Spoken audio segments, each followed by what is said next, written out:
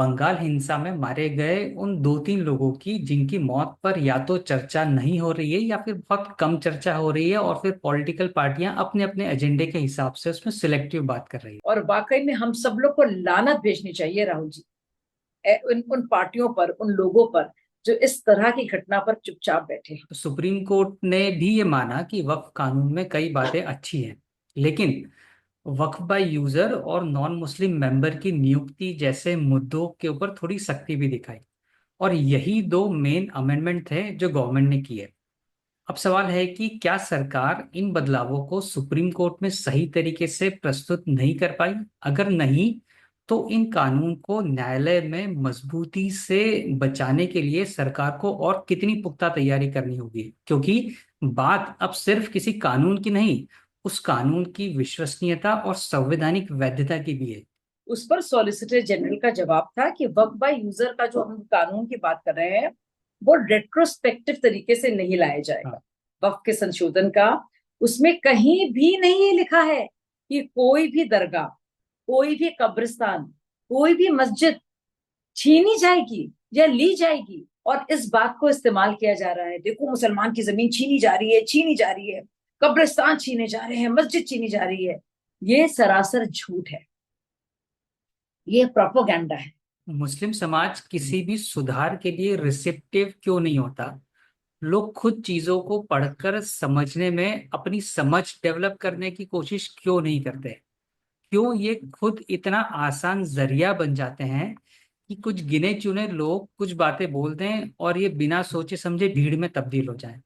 हमने यही रवैया सीए के टाइम पर भी देखा, ट्रिपल तलाक के टाइम पर भी देखा, और अब वक्फ कानून के नाम पर भी यही चीज हो रहा है। राहुल जी, आप बिल्कुल सही कह रहे हैं और मुझे खुद इस बात की बहुत ही फिक्र है कि हम मुसलमानों में ये बहुत बड़ी एक कमी रह गई है। मैंने बार बार बताया और अब्बा ने कहा कि आप कुछ भी नहीं कर सकते अगर आप पढ़े लिखेंगे नहीं, वक्त के हिसाब से नहीं चलेंगे।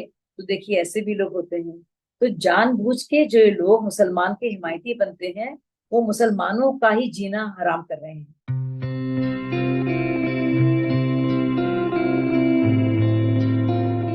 नमस्ते। मैं हूँ राहुल और आप देख रहे हैं मेरा रुख। आज हमारे साथ एक महत्वपूर्ण चर्चा के लिए भारतीय जनता पार्टी की राष्ट्रीय प्रवक्ता शाजिया अल्मी जी जुड़ी हैं।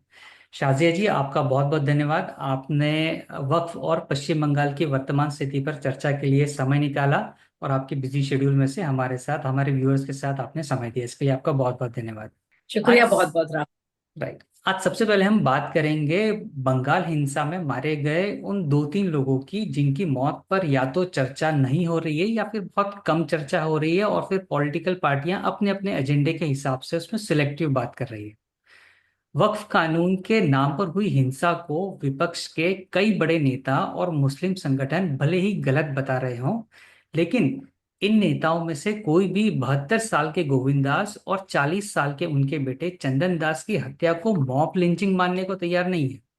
इन दोनों को भीड़ ने बेरहमी से पीट कर मार डाला। जरा सोचिए, अगर मारे गए ये दो लोग किसी और धर्म या फिर ये घटना उत्तर प्रदेश में हुई होती, तो इन नेताओं की आज जो चुप्पी साधे बैठे हैं, अलग अलग मंचों से सरकार पर सवाल खड़े कर रहे होते, सरकार पर अल्पसंख्यक विरोधी होने का आरोप लगा रहे होते।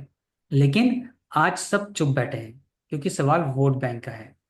राज्य के मुख्यमंत्री को इमामों से मिलने का समय है, लेकिन पीड़ित परिवार से मिलने का समय नहीं। शाजी जी, माफ कीजिए, थोड़ा सा इंट्रो, सवाल का इंट्रो लंबा हो गया, पर लेकिन दर्शकों को ये बताना जरूरी था। आप पश्चिम बंगाल की करंट सिचुएशन को किस तरीके से रीड करती हैं और किस तरीके से देखती हैं? राहुल जी, बहुत बहुत शुक्रिया मुझे बुलाने के लिए। मैं बहुत जिम्मेदारी से अपनी बात को रखना चाहूंगी आपके इस बहुत ही महत्वपूर्ण पॉडकास्ट में। और मैं ये कहना चाहूंगी आपसे भी और आपके जरिए सारे जो लोग जो सुन रहे हैं इस बात को, देखिए हम सब लोग किसी ना किसी धर्म से आते हैं। आप हिंदू धर्म से हैं, मैं मुस्लिम धर्म की हूँ। लेकिन हम सब लोग एक चीज जो हम सबको जोड़ती है वो हमारा देश, जी, बराबर। देशभक्ति और हमारा देश का संविधान। और ये बहुत ही अफसोस की बात है कि हमारी पॉलिटिकल पार्टीज जो इस देश में है, मुख्तलिफ राज्यों में है। भाजपा है वही सारे राज्यों में, और भी राज्य हैं जहाँ पे और सरकारें हैं और पार्टियों की। लेकिन आप देखिए इतनी तकलीफ दे ये बात है कि अगर किसी की मौत होती है या मॉब लिंचिंग होती है, तो एक इकोसिस्टम हमारे देश का सिर्फ इसलिए मुसलमानों की आवाज उठाता है क्योंकि उसको वोट बैंक की फिक्र है, उसको मुसलमानों की फिक्र नहीं है। अगर मुसलमानों की फिक्र होती तो जाहिर सी बात है वो वक्फ संशोधन जो कानून है उसके साथ खड़ा होता, क्योंकि उससे तो गरीब मुसलमानों की ही हालत बेहतर होती। तो उन्हें गरीब मुसलमानों की फिक्र नहीं है, ना ही मुसलमानों की फिक्र है। और अगर वाकई में जैसे मैंने आपसे कहा कि वक्त संशोधन कानून के साथ खड़ा होता, चाहे वो कांग्रेस पार्टी हो या टीएमसी हो या आरजेडी हो या फिर आम आदमी पार्टी हो या फिर और ऐसी पार्टियां जो झूठ मूठ मगरमच्छ के उनके आंसू गिरते हैं मुसलमानों के लिए, लेकिन मुसलमानों के भलाई के लिए वो कोई काम ना करती हैं, ना तो कानून बनाती हैं, और अगर कानून बन रहा होता है तो उसके खिलाफ काम करती हैं। वक्फ संशोधन कानून एक ऐसा ही कानून है। इससे पहले भी आपको याद होगा जब ट्रिपल तलाक का कानून आया और जब बाकायदा सुप्रीम कोर्ट का वर्डिक्ट इसमें आया और उसके बाद सरकार को इसको लेकर कानून बनाने के लिए कहा गया, तो वो कानून जो मुसलमानों के लिए था, क्योंकि मुस्लिम महिला भी तो मुसलमान है ना, लेकिन उसके खिलाफ उस मुस्लिम महिला और उस मुसलमान के खिलाफ ये सारी की सारी विपक्षी पार्टियां खड़ी हो गई। क्यों? क्योंकि उनका मतलब मुसलमानों से नहीं है, उनका मतलब सिर्फ और सिर्फ कलीस, घटिया और बहुत ही गंदी किस्म की राजनीति से है। तो जी। ये बात मैं पहली तय कर देना चाहती हूँ कि इसका किसी के हिंदू या मुसलमान होने से कोई लेना देना नहीं। एग्जैक्टली। ये हम जी, तो ये हमारे देश की बात है, हमारे देश की सुरक्षा की बात है और हमारे देश के जो नागरिक हैं उनकी हिफाजत की बात है। अब बराबर। ममता बनर्जी की सरकार, वो ममता बनर्जी जिसको एक वक्त पे हम लोग सोचते थे कि वाकई में जब कम्युनिस्ट का जो वामपंथियों का जो पूरा शासन काल था वो अब खत्म हो रहा है और एक ऐसी एक निडर हमारे लिए एक महिला सीएम वहां पे होगी जो वाकई में जो सो फिक्र करेगी, महिलाओं की फिक्र करेगी क्योंकि वो महिला है, फिक्र करेगी वो समाज की, फिक्र करेगी जो पूरी हिंसक और मानसिकता की जहाँ पे और जिसका हिंसा को जो दबदबा रहा है लगातार पश्चिम बंगाल में, उसको अंकुश लगाने को लेकर उसको वो चिंतित होगी। हमने देखा उस महिला ने और उस सीएम ने क्या कर डाला। बाकी महिलाओं का हाल, बाकी अपने ही राज्य के निवासियों का हाल, और अब देखिए कि किस तरह के हालात वहां बन गए हैं कि वह कानून के चलते जो बाकायदा सुप्रीम कोर्ट में जिसकी सुनवाई चल रही है, आप देखिए कि इस तरह की हिंसक और शरारती और उपद्रवी ताकतें जिन्होंने किस तरह की हिंसा की है कि जो पिता और बेटे का आप जिक्र कर रहे हैं, हमारे हिंदू हो वो भाई हो, बंधु हो हमारे, सिख हो ईसाई हो, लेकिन जो भी हो वो, लेकिन दो मासूम जी। गरीब और इस देश के नागरिकों को जिस तरह से निकाल कर घर से उनके घसीट कर मॉब लिंचिंग की है, उसको देखकर मुझे शर्म के साथ कहना पड़ रहा है।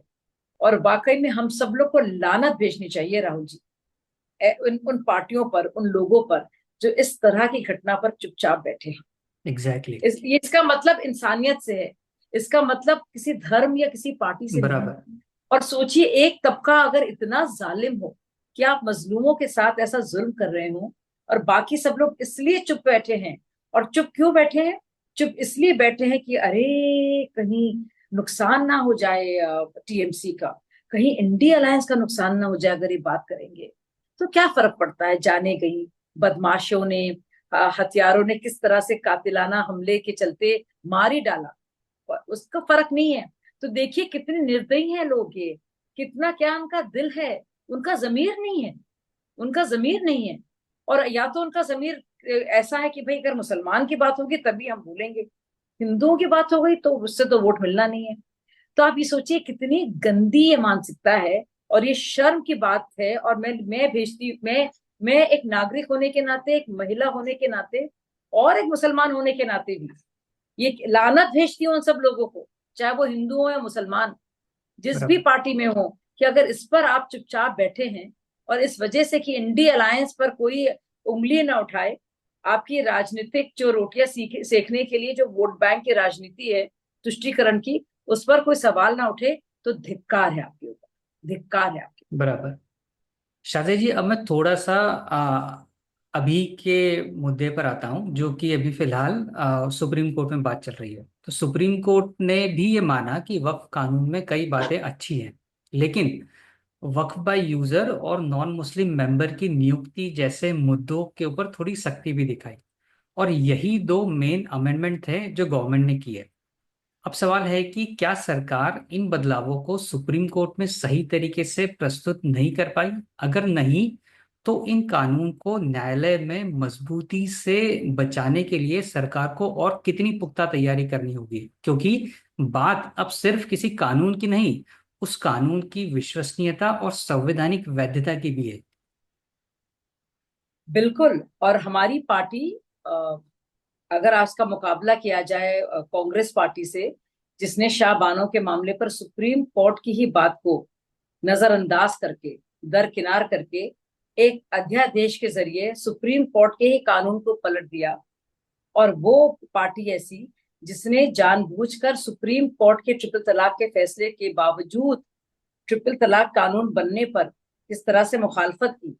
हम तो उसका मुकाबला हमारी पार्टी से है, जो देश में ना सिर्फ कानून बनाती है, लेकिन जब उसकी चुनौती दी जा रही है तो सारे डिटेल्स और जानकारी के साथ, सारी दलीलों के साथ और सारे आंकड़ों के साथ, पूरी तैयारी के साथ 7 दिनों बाद अपनी बात को रखेगी।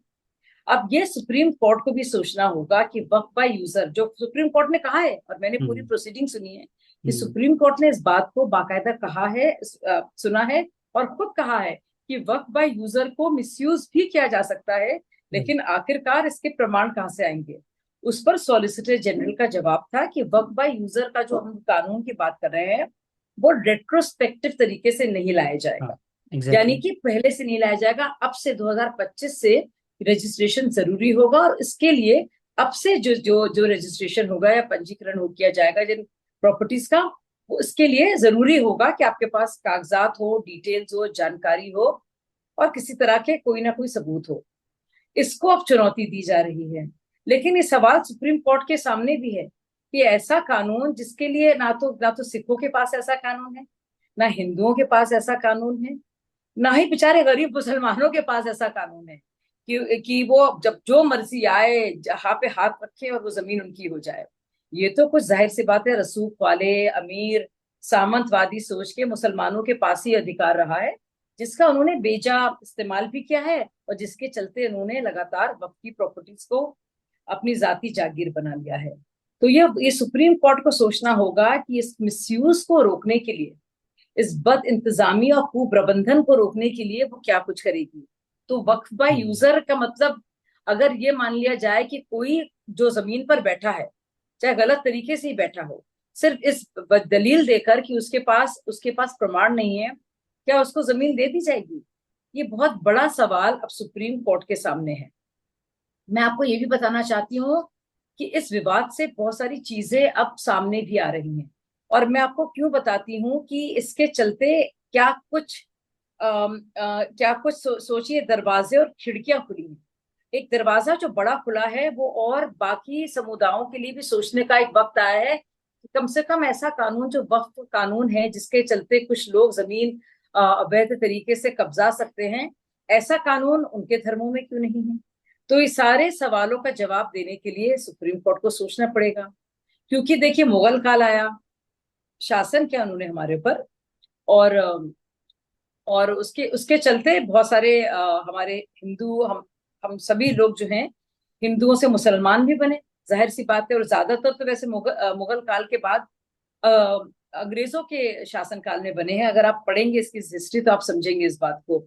लेकिन मुगल काल के बाद अंग्रेजों का शासन काल आया, और एक बहुत लंबा अरसा गुजरा।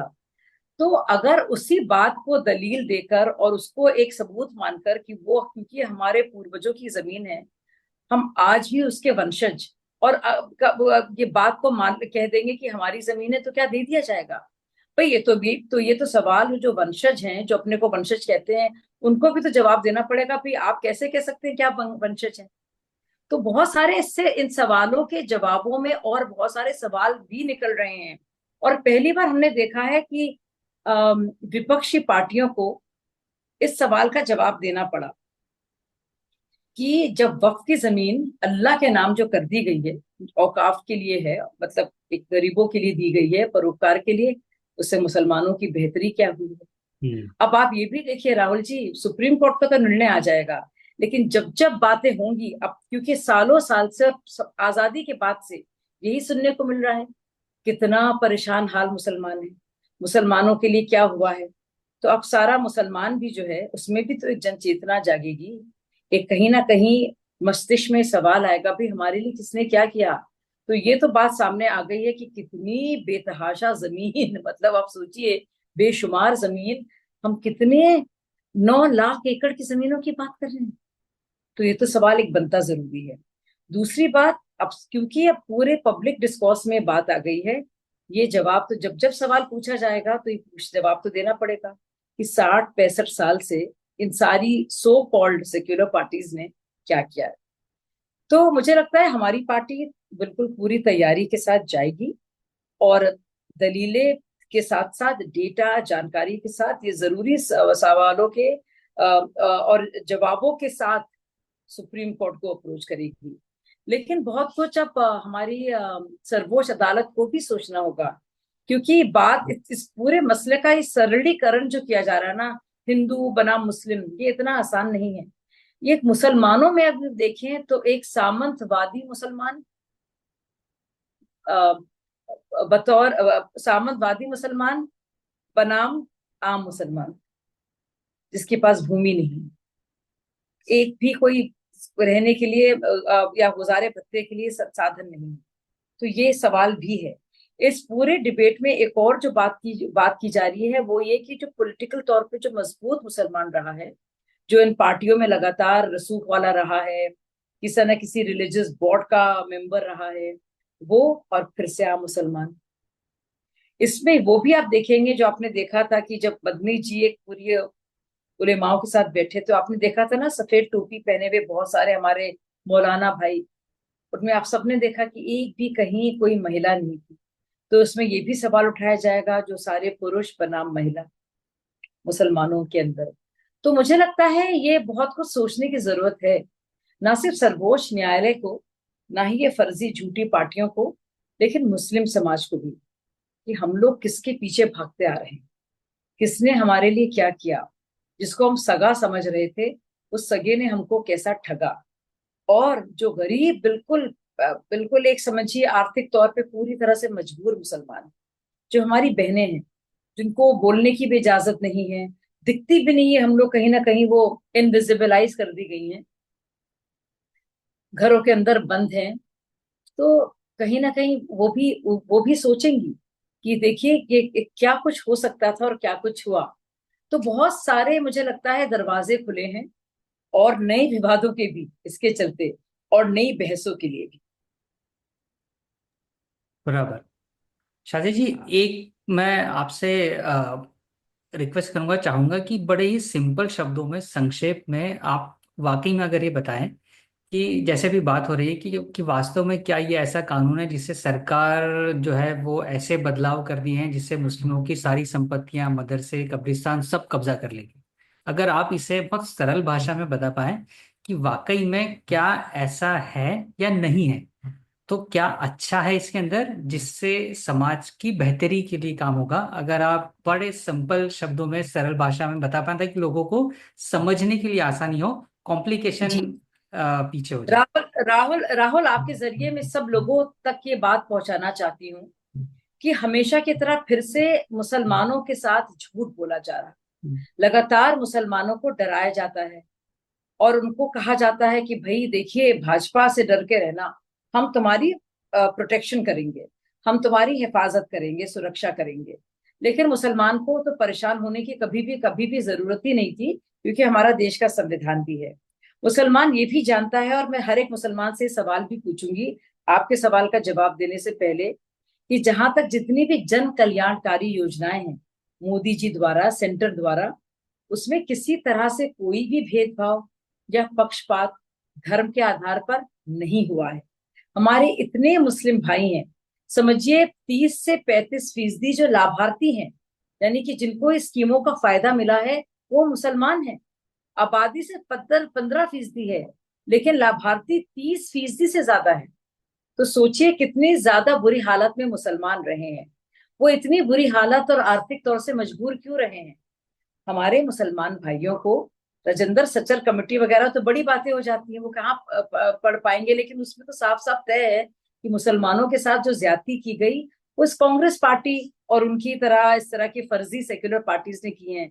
मैं साफ तौर पर बताना चाहती हूँ कि जो बिल संशोधन का कानून आया है, वक्फ के संशोधन का, उसमें कहीं भी नहीं ये लिखा है कि कोई भी दरगाह, कोई भी कब्रिस्तान, कोई भी मस्जिद छीनी जाएगी या ली जाएगी।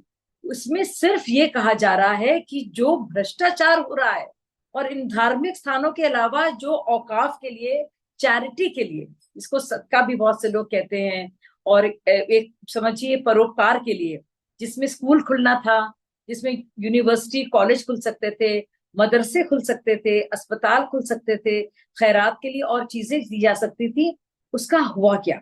ये जमीन किसने किसको बेची? जो जमीन गरीब मुसलमान के लिए थी, उस पे कैसे कोई मॉल बन गया, उसमें कैसे कोई 5 सितारा होटल बन गया? गरीब मुसलमान को फायदा क्यों नहीं हुआ? और जिसने ये बेची है बड़े बड़े बिल्डर्स को, वो मुसलमान जो हैं, जिन्होंने भ्रष्टाचार के चलते खुद के लिए पैसे पैसे कमाने के लिए और गड़बड़ झाला किया है, उन उस बदइंतजामी को कैसे रोका जाएगा? कहीं पे भी इस वक्फ के संशोधन कानून में कोई भी किसी भी मुसलमान की जमीन छीनने की, किसी भी कब्रिस्तान या मदरसा या फिर मस्जिद की जमीन छीनने की बात ही नहीं है।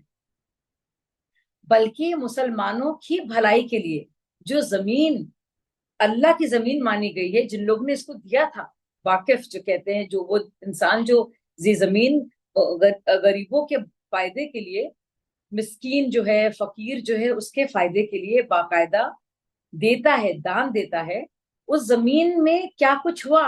वो जमीन क्यों बेची गई? वो जमीन को क्यों किराए पर दिया गया? इसका फायदा क्यों गरीब मुसलमान तक नहीं पहुंचा? तो दरअसल ये पूरा कानून जो कुप्रबंधन है, जो समझिए बद इंतजामी है, जो भ्रष्टाचार है अल्लाह की जमीन के साथ, उसमें क्या हुआ है? देखिए, ये जो हिंदू मुसलमान का मामला उठाया जा रहा है, मैं मुसलमान भाइयों से कहूंगी, हमारे मुसलमान भाई इस बात को मानेंगे, मजहब का जो लोग नाम इस्तेमाल कर रहे हैं गरीब मुसलमानों को लूटने का, तो मजहब की आजादी तो सबको है, लेकिन मजहब के नाम पर लूटने की और मुसलमानों को भी आजादी नहीं है। यानी कि मजहब के नाम पर कुछ मुसलमान, चंद मुसलमान, बाकी मुसलमानों को लूटें, ये क्या सही है? बिल्कुल नहीं। तो देखिए, मुसलमानों में भी शरीफ मुसलमान हैं, बदमाश भी हैं, भ्रष्ट भी हैं, हर समुदाय में होते हैं, हर एक घर में ही होते हैं, समुदाय तो आप छोड़िए। जो बदमाश हैं, जो भ्रष्ट हैं, जो छीन रहे हैं गरीब मुसलमानों से उनका हक, पसमंदा समाज से उनका हक, जो जो जो और कास्ट के जो मुसलमान हैं, जो सैयद शेख मुगल नहीं है, जो जो ओबीसीज हैं, जो बैकवर्ड कास्ट में हैं, जिनको अरजाल भी कहा जाता है, अगर उनकी जमीन छीनी जा रही है कुछ सामंतवादी मुसलमान द्वारा, तो जाहिर सी बात है हमारी सरकार को पूरा अधिकार है कि ऐसा कानून हो कि गरीब मुसलमानों का हक नहीं मारा जाए। उसके साथ साथ बहुत सारी ऐसी जमीनें भी हैं जो हिंदुओं की है, सरकार की है, सिखों की है, वो भी बाकायदा वक्फ के नाम लेकर कुछ बदमाश लोगों ने अपने नाम कर ली है। वक्फ की जमीन का एक तो बहाना बना दिया है, अपने नाम कर ली है। तो अब वक्फ का नाम सुनकर सारे मुसलमान हैरान हो जाते हैं, वक्फ का मतलब है भाई मुसलमानों के लिए है, और इस बात को इस्तेमाल किया जा रहा है, देखो मुसलमान की जमीन छीनी जा रही है, छीनी जा रही है, कब्रिस्तान छीने जा रहे हैं, मस्जिद छीनी जा रही है। ये सरासर झूठ है, ये प्रोपोगंडा है। और मैं अपने सब साथियों से बात ये कहना चाहूंगी कि जो जो लोग उकसा रहे हैं, भड़का रहे हैं, आपको इस्तेमाल कर रहे हैं, उनसे आप बचें, ये आपके दुश्मन हैं। और जो अपने मुस्लिम हिमायती अपने को राइट। पार्टियां कह रही हैं, चाहे वो ओवैसी साहब हो या फिर कांग्रेस पार्टी हो, वो दरअसल सबसे बड़े गरीब विरोधी हैं, गरीब मुसलमान विरोधी हैं, गरीब हिंदू विरोधी हैं। ये वही लोग हैं जो चाहते नहीं है कि एक आम मुसलमान की जिंदगी बेहतर हो। उनका मकसद है, और यही तो वजह है, उसका प्रमाण मैं आपको दे देती हूँ। आप बताइए, 65 साल से इन पार्टियों का रहा दबदबा और शासन रहा कि नहीं रहा? राहुल जी आप बताइए। 47 से लेकर चलिए 50 से मान लीजिए, जब से रिपब्लिक बनी है, जब से चुनाव हुए 52 से लेकर अब तक, आप देखिए कौन सबसे ज्यादा कौन सी पार्टी सत्ता में रही है हमारे देश में। बराबर, कांग्रेस का कांग्रेस इसके पार्टी अंदर रहा रही है है। राइट, करीब 55-60 है ना? साल। कांग्रेस पार्टी रही है। उनके रहने के बावजूद बड़े मुसलमान हिमायती बनते थे। आप बताइए, इतना देश का मुसलमान शिक्षा के तौर पर, आर्थिक हालात के तौर पर, सामाजिक तौर पर इतना पिछड़ा हुआ क्यों है? आप ये बताइए। तो यही अपने आप में सबसे बड़ा प्रमाण है। जब बहुत बड़ी बड़ी बातें करें ना, मैं आपके जरिए कहना चाह रही हूँ मुसलमानों से, मैं सारे मुसलमान भाइयों से ना सिर्फ अपील करती हूँ बल्कि ये कहती हूँ साफ साफ से, और आपको ये कहती हूँ कि आप पूछिए, जब भी ये आए कोई आपके पास कांग्रेसी या समाजवादी वाले या फिर ओवैसी के लोग आ जाएं, पूछे भाई हमारे लिए क्या क्या है तुमने? बड़ी बड़ी बातें करके हमको बरगला रहे हो, हमको बेवकूफ बना रहे हो, हमको भड़का रहे हो, हमको उकसा रहे हो। तुमने किया क्या है हमारे लिए? क्यों हमारी इतनी हालत खराब है? क्यों इतना वक्त लगा? क्यों मोदी जी का इंतजार करना पड़ा कि उनके आने के बाद हमें एक एक योजना के तहत घर बन जाए, हमारे गैस का सिलेंडर मिल जाए हमको, एक इज्जत घर टॉयलेट बन जाए हमारे लिए, मुद्रा लोन लोन स्कीम के चलते हमें कुछ तो कुछ पैसे की मदद मिल जाए। आप क्या कर रहे थे? आप तो बड़े मुसलमान हिमायती थे। ये सवाल हर एक मुसलमान को उन सारे नुमाइंदों से, उन सारे जो प्रतिनिधित्व कर रहे हैं इन सो कॉल्ड कहने के नाम पर मुसलमान हिमायती पार्टियों का, चाहे वो आरजेडी के हों, यानी कि लालू जी राइट। के पार्टी के हों, तेजस्वी जी के पार्टी के हों, अखिलेश जी की पार्टी के हों, राहुल गांधी जी के इन सारे शहजादों की पार्टी से हों, या फिर ममता दीदी की पार्टी से हों, ये आप जवाब दें कि हमारी हालत इतने साल तक आपके सत्ता में रहने पे इतनी खराब क्यों थी? क्यों हमें इंतजार करना पड़ा इतने सालों तक, मोदी जी के आने तक, कि हमारी हालात बेहतर हो? अब देखिए, अगर इससे, ये तो बात हुई सिर्फ गरीब मुसलमानों की, अगर आप अभी भी देखेंगे तो आप 95 का कानून देखें और आप यकीन नहीं करेंगे, और इस बात को लेकर सुप्रीम कोर्ट में भी चर्चा हुई कि भाई चाहे कनॉट प्लेस हो, दिल्ली में बहुत बड़ा इलाका है कनॉट प्लेस का, दिल्ली हाई कोर्ट हो, पार्लियामेंट की हमारी जमीन हो, चाहे वो अब जामा मस्जिद हो या फिर ताजमहल हो या कितनी भी कैंटोनमेंट हो, आप देखिए चाहे वो तमिलनाडु के बड़े बड़े 1500 साल पुराने गांव हो, उस सबकी जमीन कैसे वक्फ की हो सकती है? और अगर वक्फ बाय यूजर क्या वक्फ बाय डीड का हवाला देकर सुप्रीम कोर्ट इनकी बात मान जाती है, तो क्या दिल्ली हाई कोर्ट वकेट करेगा? तो ये सोचने वाली बात होगी। तो सुप्रीम कोर्ट को भी, और वो सब लोग, खासतौर से ओवैसी जैसे लोग जो खुद इतनी वक्फ की प्रॉपर्टी को कब्जा कर कर अपने बाकायदा चला रहे हैं कॉलेज और यूनिवर्सिटीज, बिजनेस वेंचर की तरह, मदद के लिए नहीं, बिजनेस वेंचर की तरह, उनकी तो हालत खराबी होगी ना, जाहिर है। राइट। शाजी जी, एक लास्ट जाते जाते एक बड़ा एक क्वेश्चन आपसे पूछना चाहूंगा कि मुस्लिम समाज किसी भी सुधार के लिए रिसेप्टिव क्यों नहीं होता? लोग खुद चीजों को पढ़कर समझने में अपनी समझ डेवलप करने की कोशिश क्यों नहीं करते? क्यों ये खुद इतना आसान जरिया बन जाते हैं कि कुछ गिने चुने लोग कुछ बातें बोल दें और ये बिना सोचे समझे भीड़ में तब्दील हो जाएं? हमने यही रवैया सीए के टाइम पर भी देखा, ट्रिपल तलाक के टाइम पर भी देखा, और अब वक्फ कानून के नाम पर भी यही चीज हो रहा है। तो इसमें आपका क्या नजरिया है? राहुल जी, आप बिल्कुल सही कह रहे हैं, और मुझे खुद इस बात की बहुत ही फिक्र है कि हम मुसलमानों में ये बहुत बड़ी एक कमी रह गई है। और ये कमी देखिए जानबूझकर रखी गई है, इस कमी को क्यों पनपने दिया गया है, और इसके पीछे भी बहुत ज्यादा बहुत खालिस राजनीति है। इन पार्टियों ने, जिनका हमने जैसे कांग्रेस पार्टी का जिक्र किया या फिर वामपंथियों का जिक्र किया, वो चाहते हैं कि जो गरीब मुसलमान है ना, वो आगे ना बढ़े, पढ़ लिख लेगा और मदरसों के अलावा अगर अच्छे स्कूलों में जाएगा, कॉलेजों में जाएगा, जाहिर सी बात है सरकारी नौकरियां मिलेंगी, डॉक्टर बनेगा, इंजीनियर बनेगा, जाहिर सी बात है, और सेना में जाएगा, पुलिस में जाएगा, तो सवाल पूछेगा इनसे कि भाई हम तुमको वोट क्यों दें? वो जानबूझ के इनको बहुत ही ज्यादा गरीब, बहुत ही ज्यादा से एक कुछ कठमुल्लाओं के चक्कर में उनकी एक हिरासत में रखा गया है ताकि वो आगे ना बढ़े। अगर वो आगे बढ़ गए तो फिर गिरेबान पकड़ के सवाल पूछेंगे ना लालू प्रसाद यादव से, बड़ी बड़ी बातें तो कर रहे हो, हमारे लिए क्या क्या है तेजस्वी जी, जवाब दीजिए। अखिलेश यादव से पूछेंगे, अरे भाई बड़े मदरसे तो खोल लेते हो भाई, हमारे लिए स्कूलों को क्या हुआ, कॉलेजों को क्या हुआ, कोई मेडिकल कॉलेज खोला है हमारे लिए, कोई इंजीनियरिंग कॉलेज खुलवाओगे हमारे लिए, हमारे रोजगार के लिए क्या कर रहे हो, बच्चों को रोजगार के लिए रास्ते के लिए क्या क्या सिखा रहे हो, हमारी जो बच्चियां हैं हमारी बहनें हैं उनकी साक्षरता बढ़ाने के लिए क्या कर रहे हो। तो इसलिए किया है ये। हम लोग देखिए, मैं भी एक मौलाना की बेटी हूँ, सुन्नी समुदाय से हूँ, और हमारे पिताजी देवबंद के पढ़े हुए थे, बहुत ही जहीन और इल्मी जो किताब है देवबंद ऐसी सेमिनरी ने हमारे अब्बा जी को दिया था। लेकिन क्योंकि अल्लाह ताला ने दिमाग भी दिया है, अब्बा ने बार बार बताया, और अब्बा ने कहा कि आप कुछ भी नहीं कर सकते अगर आप पढ़े लिखेंगे नहीं, वक्त के हिसाब से नहीं चलेंगे। तो देखिए ऐसे भी लोग होते हैं। तो जानबूझ के जो ये लोग मुसलमान के हिमायती बनते हैं वो मुसलमानों का ही जीना हराम कर रहे हैं। और कुछ ऐसे मुसलमान भी हैं जिनके आंखों में, मैं क्या बताऊं कि एक जरा सा ना शर्म है ना लिहाज है। जैसे कि आप देखिए क्या हुआ है मुर्शिदाबाद में, जो इतने ज्यादा कट्टर बन गए हैं कि उनको किसी और मजहब की, अपने मजहब को तो छोड़िए, किसी और मजहब के प्रति कोई संवेदना नहीं, जरा सी भी। बस सिर्फ हमारे धर्म की बात हो और कोई जरा सा छू भी दे और कहते अरे इस्लाम खतरे में आ गया है, अरे देखिए वक्फ कानून के तहत जमीनें छीनी जा रही हैं, कब्रिस्तान छीने जाएंगे, बस हरकत में आ गए। जैसे कि आपने देखा सरतन से जुदा की आ गई भीड़। तो ये बहुत ही शर्म की बात है, शर्म की बात।